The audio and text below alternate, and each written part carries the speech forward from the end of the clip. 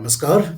दिल्ली विधानसभा चुनाव का प्रचार अपने चरम पर है। आज प्रधानमंत्री नरेंद्र मोदी यमुना खादर में चुनावी रैली को एड्रेस करेंगे। उनकी 3 रैली होनी है चुनाव की घोषणा के बाद।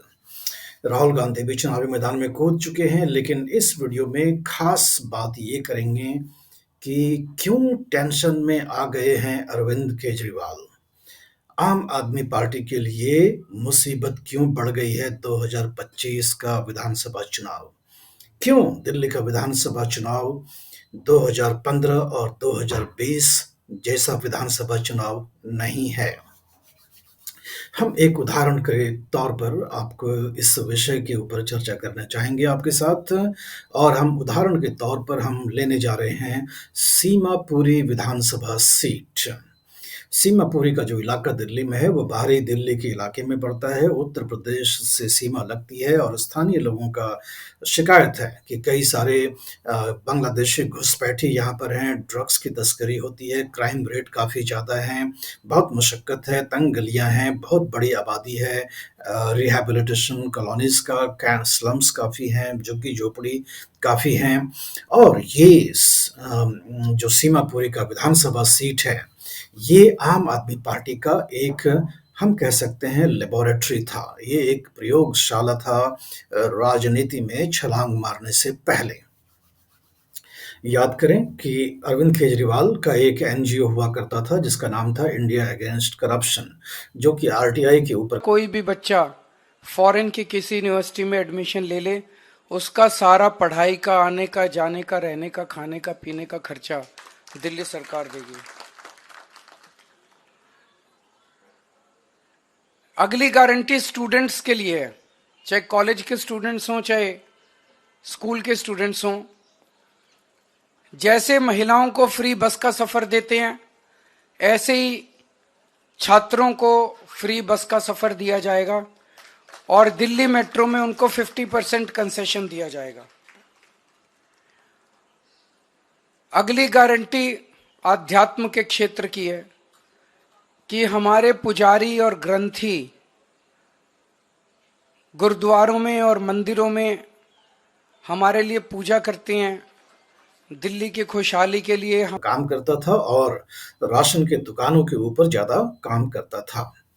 संतोष कोली, एक इनके कार्यकर्ता की मौत हो गई थी और इन्होंने आरोप लगाया था वीर सिंह धिंगान, जो कांग्रेस के उस समय के विधायक थे सीमापुरी से, उनके ऊपर आरोप लगाया था कि कहीं न कहीं साजिश में उनकी भी सहभागिता थी। तो इस तरह से आम आदमी पार्टी ने एक प्रयोगशाला के तौर पर सीमापुरी और ऐसे ही मिलते-जुलते विधानसभा सीटों पर राजनीतिक पार्टी के लॉन्च से पहले अपना काम करना शुरू कर दिया था। और ख़ास बात ये है कि संतोष कोली एक दलित थे और दलित राजनीति में आम आदमी पार्टी ने एक ख़ासा प्रयोग किया था। दिल्ली के अंदर दलित मतदाताओं का क्या महत्व है, ये हम इस बात से जान सकते हैं कि हालांकि देश में सेंसस 2011 का हुआ है और कोई जाति आधारित सेंसस नहीं हुआ है देश में 1931 के बाद से, लेकिन ये आमूमन समझा जाता है कि दिल्ली में दलितों की जो आबादी है वो तकरीबन 16% से लेकर के 20% के आसपास है। कम से कम 16% तो है और अधिक से अधिक 20% माना जाता है। जो बड़ी संख्या है दलित समुदाय में, वो जाटव और वाल्मीकि समुदाय के लोगों की है।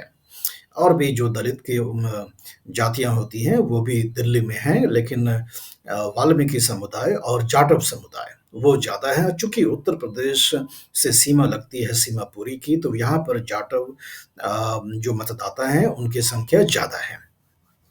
सीमापुरी का जो विधानसभा सीट है वो एक सुरक्षित सीट है शेड्यूल्ड कास्ट के लिए और ये कांग्रेस का गढ़ माना जाता था। कांग्रेस का ये अभेद्य दुर्ग था जब तक शीला दीक्षित के नेतृत्व में कांग्रेस का दबदबा दिल्ली के राजनीति में बना रहा। लेकिन जब अरविंद केजरीवाल ने राशन की दुकानों के साथ इन बाहरी इलाकों में अपनी एक प्रयोगशाला को शुरुआत की और जब दिल्ली में आम आदमी पार्टी का उद्भव हुआ, तब 2013 का विधानसभा चुनाव पहला चुनाव था जिसमें कि आम आदमी पार्टी ने शिरकत करी और शुरुआत किया भारी जीत से दलित बाहुल्य इलाकों से, और उसमें सीमापुरी का भी सीट था। तो सीमापुरी की विधानसभा सीट में आम आदमी पार्टी ने कांग्रेस को शिकस्त दी और 2015, 2020 सभी चुनावों में आम आदमी पार्टी ने जितने भी दलित बाहुल्य इलाके हैं वहां पर एक तरह से कहें तो झाड़ू मार दिया, पंजे के ऊपर भी और भारतीय जनता पार्टी के कमल के निशान के ऊपर भी।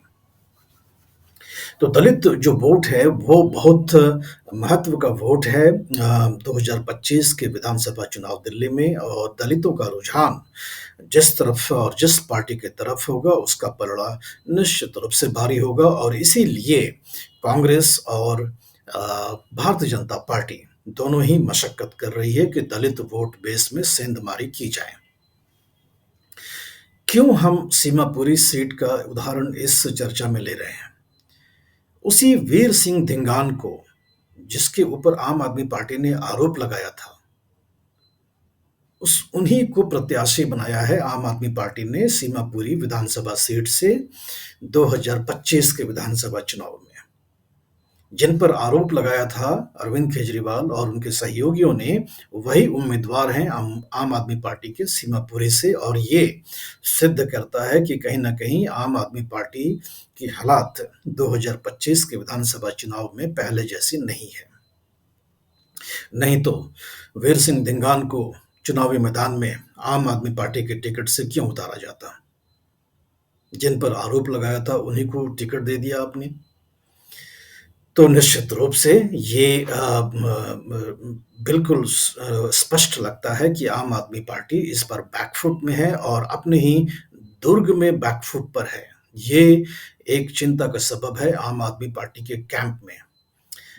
एक और खास बात है सीमापुरी विधानसभा सीट के तीनों जो उम्मीदवार हैं, जो आम आदमी पार्टी हैं या कांग्रेस हैं या भारतीय जनता पार्टी हैं, तीनों का रिश्ता कांग्रेस के साथ है। पूछिए कैसे? एक तो हमने पहले बता दिया कि जो वीर सिंह धिंगान आम आदमी पार्टी के उम्मीदवार हैं सीमापुरी विधानसभा सीट से, वो कांग्रेस के पूर्व के विधायक वहां से रह चुके हैं। दूसरा, स्वाभाविक तौर से कांग्रेस के जो उम्मीदवार हैं राजेश लिलोटिया, जो कि बहुत ही कद्दावर नेता माने जाते हैं दिल्ली के राजनीति में, वो कांग्रेस के उम्मीदवार हैं। और तीसरा, जो भारतीय जनता पार्टी की तरफ से रिंकू कुमारी हैं, वो पूर्व की कांग्रेस की काउंसिलर रह चुकी हैं। जो तीनों ही प्रमुख उम्मीदवार हैं सीमापुरी विधानसभा सीट से, उनका सीधा नाता कहीं ना कहीं कांग्रेस से रहा है, और ये भी स्पष्ट करता है कि इस सीट पर, इस विधानसभा सीट पर कांग्रेस की जड़ें बहुत ही मजबूत थीं और अभी भी हैं, और ये जड़ें कब हरा भरा हो जाए ये कोई नहीं जानता, कोई नहीं कह सकता। क्या पता राजेश लिलोटिया इस बार कुछ बड़ा कर जाएं सीमापुरी विधानसभा सीट में, जो कि पूरी दिल्ली के राजनीति में एक नया संदेश के रूप में आ जाए, कोई नहीं कह सकता।